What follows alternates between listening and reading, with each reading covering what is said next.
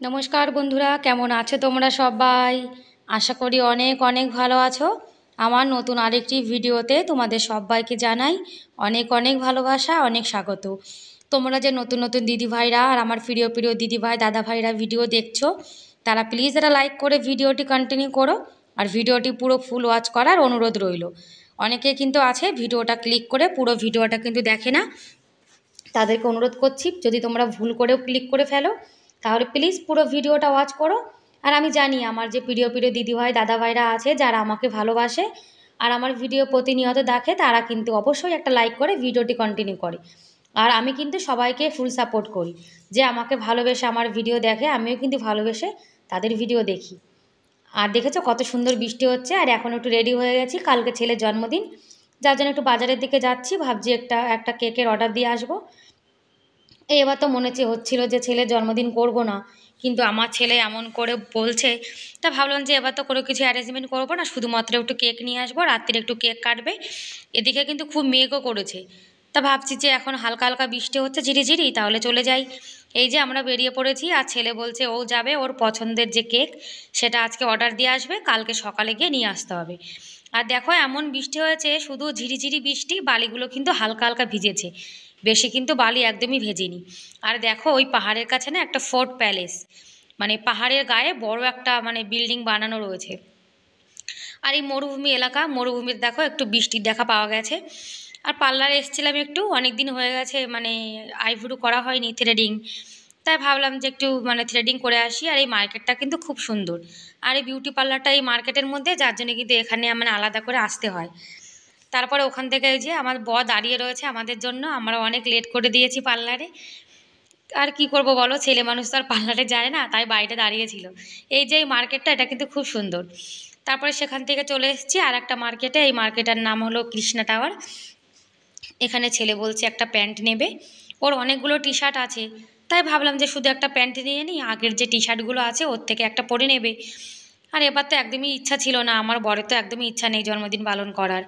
তারপরে ওর পাশে কেকের দোকান, সেখানে চলে এসেছি, আর ওনাকে বলে যাব যে একটা কেক আমাদের জন্য কালকে রেখে দেবে, যে কাউকে কিন্তু আগে থেকে দেবে না। আমার ছেলে আবার চয়েস করছে যে ওর কোন কেকটা পছন্দ। আমার তো সব কটা কেকই ভালো লাগছে, মনে হচ্ছে যেন আমি সব কটা কেকই নিয়ে যাই। আর আমার ছেলে ওর পছন্দের কেক নেবে। আর আমাদের এই মিষ্টির দোকানে দেখো যা যা মিষ্টি পাওয়া যায় সেগুলো তোমাদেরকে দেখাচ্ছি। কলকাতার মতো কিন্তু অত সুন্দর নানা রকম ধরনের মিষ্টি পাওয়া যায় না। এটা হলো যোধপুর মিষ্টান্ন ভাণ্ডার। এই যোধপুরের যে মিষ্টির দোকানটা, এখানে কিন্তু ভালো রাজস্থানি মিষ্টি পাওয়া যায়। আমার তো এই মিষ্টির দোকানটা খুব ভালো লাগে, আর ভালো মিষ্টি বানায় তো, যার জন্যে এনার দোকানে কিন্তু খুব ভিড় হয়। আর দেখো এটা রায়তা, এই রায়তা না রাবড়ি। এখন হয়ে গেছে কেক টেক নিয়ে, এখন বাড়ির উদ্দেশ্যে যাব। আর মশলার দোকানে একটু মশলা নিতে এসেছি, একটু ঘুগনির মটর আর শুকনো লঙ্কা। দেখো কেমন বৃষ্টি হয়েছে তোমাদেরকে দেখাচ্ছি, মরুভূমিতে একটু বৃষ্টি হালকা হালকা আগমন হয়েছে। আর মেঘ দেখেছো কেমন করেছে, এত মেঘ হয়েছে সেই হিসাবে কিন্তু বৃষ্টি একদমই হয়নি, মানে হাওয়ায় কিন্তু বৃষ্টিটাকে উড়িয়ে নিয়ে গেছে। আর আমাদের কলকাতায় যদি এরকম কালো ঘন মেঘ হতো, তাহলে কিন্তু কলকাতায় খুব বৃষ্টি হয়। আর রাজস্থানে শুধু কিন্তু ডাকাডাকি সার আর মেঘই সার, বৃষ্টি কিন্তু একদমই হয় না। একদম ঝিরিঝিরি বৃষ্টি হয়েছে। আর গরম কিন্তু বাইরে একটু হালকা কম আছে, আর হাওয়া চলছে তো, যার জন্য গরম অতটা মনে হচ্ছে না। আর তোমাদেরকে দেখালাম দেখো রাজস্থানে কেমন বৃষ্টি হয়, অত ভালো বৃষ্টি হয় না, হালকা পাতলাই হয়। আর এই যে মশলার দোকানটা, এখানে কিন্তু ভালো সুন্দর মশলা পাওয়া যায়, এটা বিহারি লোকের দোকান।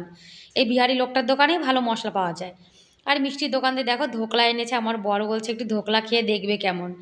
আর একটু গোলাপ জামুন এনেছে, আর ওই যে ছোট্ট একটা রাবড়ি ছিল, ছোট্ট একটা ভাঁড়ে রাবড়ি নিয়ে এসছে আমাদের গোপাল সোনার জন্য। এই রাবড়িগুলো খেতে কিন্তু খুব ভালো লাগে।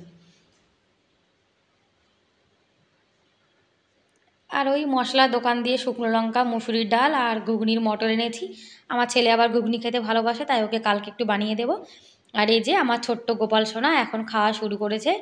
আমার গোপাল সোনা আগে প্রথমে মিষ্টি খাবে, তারপরে কিন্তু আমরা খাবো। একটা তুলসী পাতা দিয়েই কিন্তু গোপাল সোনা ভোগ লাগে, দেখো এক টপা কিন্তু নিচেও পড়ে গেছে। আর আমার ছেলে বলছে খাবে, আর বলছে কি একটা কাঁচা লঙ্কাও দিয়ে দাও। কাঁচা লঙ্কায় বলছি ঝাল, ও বলছে না আমি খেতে পারবো।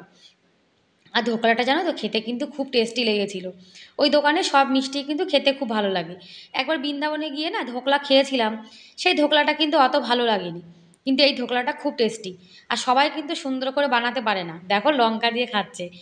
আর বন্ধুরা, তোমরা যারা ভিডিওটি দেখছো, আজকের ভিডিওটা যদি ভালো লাগে তাহলে প্লিজ একটা লাইক করে দিও। আর আমার চ্যানেলে তোমরা আজকে যারা নতুন আর ভিডিওটি দেখছো, তোমরা চাইলে আমার চ্যানেলটিকে সাবস্ক্রাইব করে আমার এই ছোট্ট পরিবারের পাশে থাকতে পারো। আর যারা এই কাজটি করে দিয়েছো তাদেরকে অসংখ্য ধন্যবাদ।